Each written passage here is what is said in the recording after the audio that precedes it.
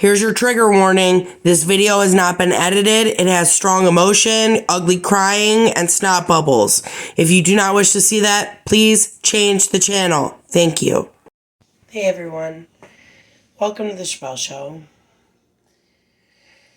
I really needed to talk because my mother wound is open. So, trigger warning. You might hear some really terrible stuff. And I'm going to ask you, please don't judge my mother. She passed away.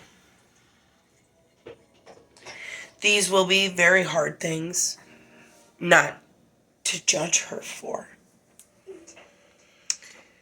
But my mom was really sick. And she was hurt as well by somebody in her life. And so I really just got to get this out so it's not here anymore. A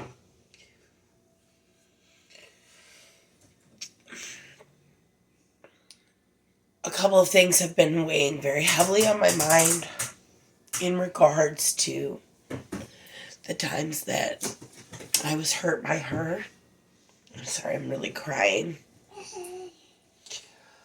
I think one of the most hurtful times, she told me my father was an N-word. You know, the one that has extreme racial undertones.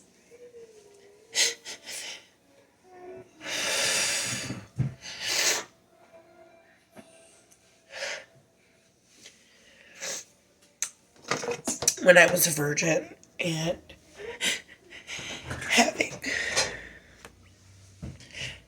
reproductive issues, I was later diagnosed with PCOS. But she would get mad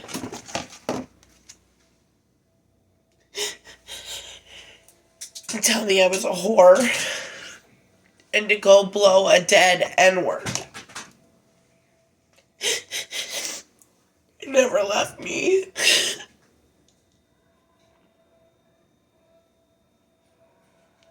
It never left me.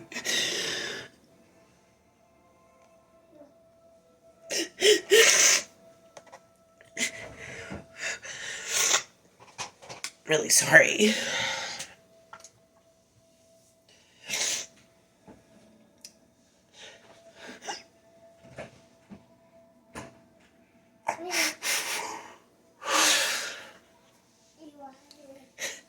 I'm alright, thank you. All the times that she told me that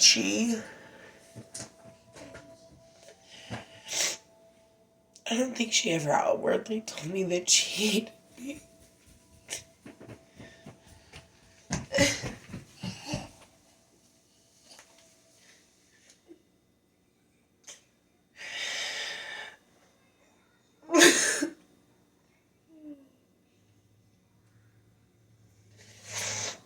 I love you.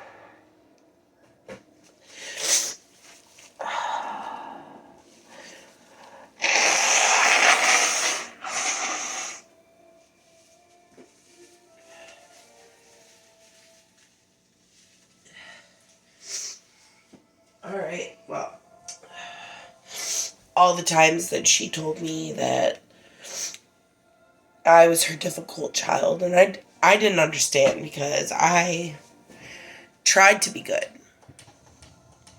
I tried to give you good grades. I tried to be nice and share interests with you. And I know it wasn't perfect. Like, I thought I ruled the roost. I had a really bad attitude. That's true. That is true. But she would tell me I was her worst. And that she didn't want me. And my dad didn't want me. That he asked her to get an abortion. But I'll tell you this. For not wanting me or wanting my mom to get an abortion, my dad sure as hell stepped up for me. I feel like. In my heart, I never questioned whether my father loved me or not. It was my mother's love that I was really lacking and missing.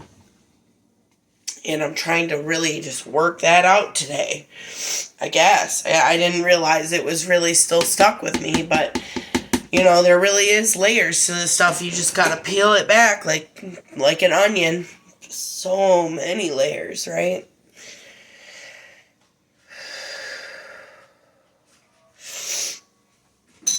I remember the time that she ran away. I came home from 4th grade at Rogers Elementary, and she had my after-school cartoon on, and my snack on the little TV tray. And I had a favorite book. It was, Owly, or something like that, by Mike Thaler, I think. And it's about this owl with his mom, and he's asking her questions, and she is kind of telling him to figure it out on his own, but in a more fun way. And it was on the table next to my snack, and in a note, in the front page, there was a note that said, well, I don't remember exactly all the words, but it said, I will always love you best. Love, Mom. And it really warmed my heart, because there were many times I didn't feel that warmth from her. And I was very understanding. She was ill, in and out of the hospital. And anyway, she had run away to my older sister's house. And that stuck with me too. And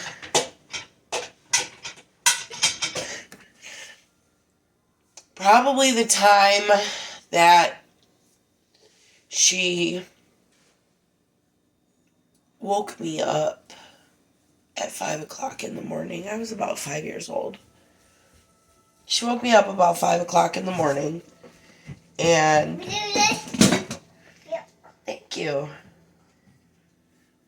And was getting me ready for school. She combed my hair. Oopsie. She combed my hair, and my mom had false teeth. She was 43 when she had me. So by the time I was 5, she was 48, and she had dentures. So she put her dentures in my backpack and the hairbrush.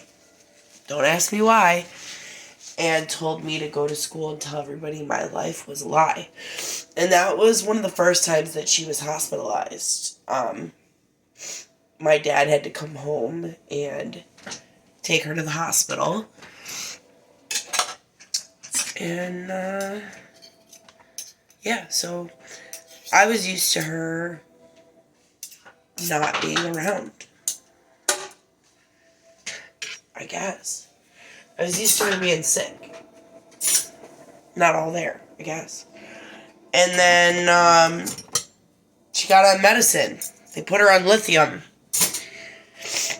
sometime around then. Sorry, this story is all over the place because I was talking about when she ran away, and then I go, like, I just keep going further and further back. I just was searching and searching and searching. And then you wonder why people have pick-me attitudes, right? You wonder why people are haters. And here's the funny thing is they don't even know they are. Did I know I was a hater? No.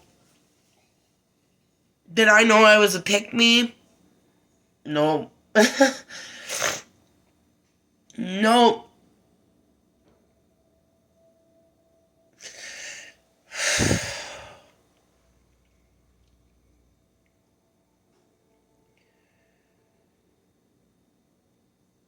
There were times where I did feel like she loved me, though.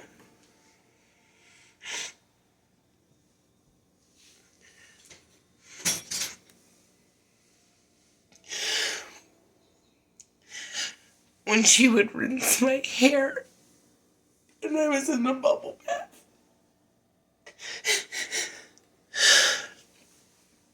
She had a Kool-Aid Man jug.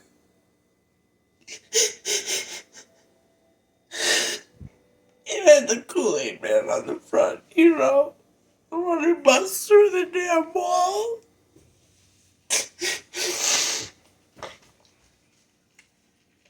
And she would dunk it in the water and rinse my hair, and she'd go, one big bird. Two snuffleupagus. When I was in middle school, she bought me a blue sweater, and it was so soft, and it had a snowman on it. It was totally not my style, but I wanted her to know that I appreciated it and that I loved it. So I wore it to school, and then when I got there, I was embarrassed, so I tied it around my waist, but I loved that sweater. And it was really comfortable.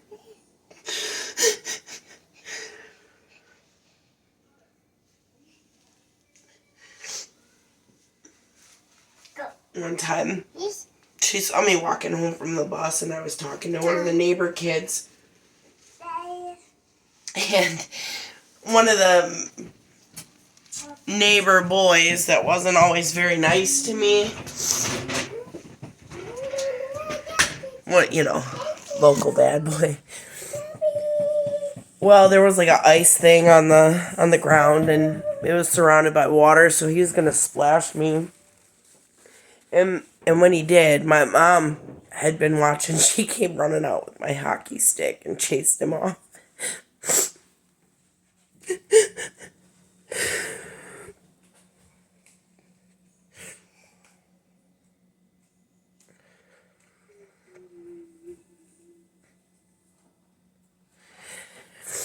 She held my hand when I gave birth to Leo. And I was in so much pain, I was mean to her. I told her to stop because it was distracting.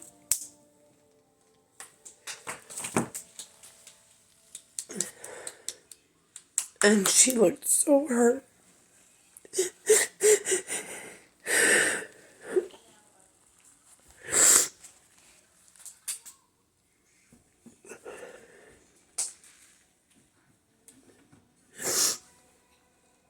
But I knew she loved me.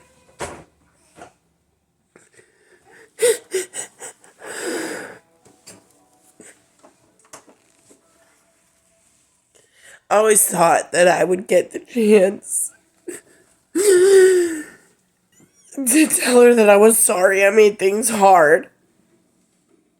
And then I forgave her. I forgave her for not believing me. I forgave her for making excuses for people that hurt me. I forgave her. That chance was literally stolen from me. And it pained me for a really long time. But then I remembered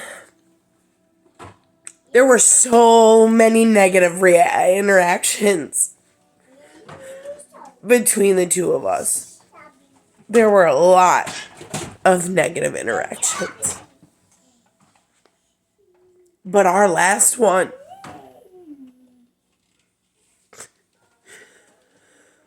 I told her that I loved her and I would see her soon. And the last time I saw her in person, she saw my daughter. She held her. I got to give my mom a kiss and a hug goodbye.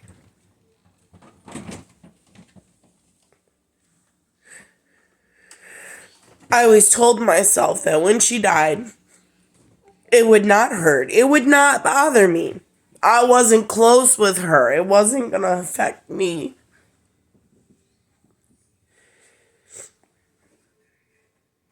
And I mean, I really understand, like, that whole Jeanette McCurdy, I'm glad my mom's dead thing. Like, I get it. But I just don't have that in me. I loved my mother no matter what she did to me, in spite of what she did to me. And I desperately just wanted to feel like she loved me. But I just...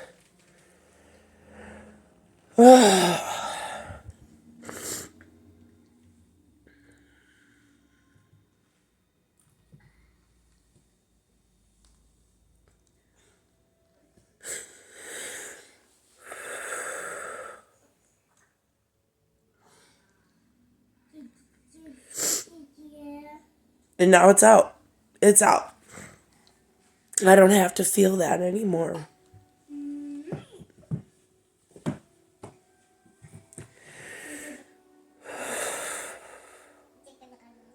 I give myself permission to heal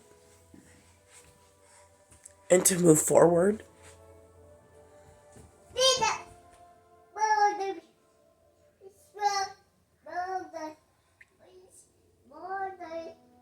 Please don't think less of my mother.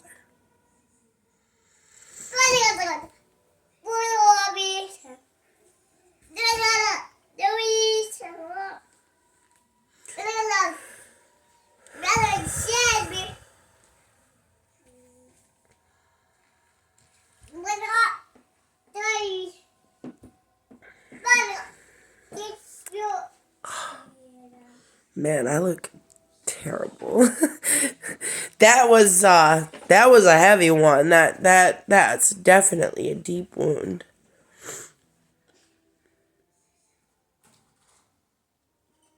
Thanks for listening. Thanks for being here to just let me get it out. I hope you guys have a great day.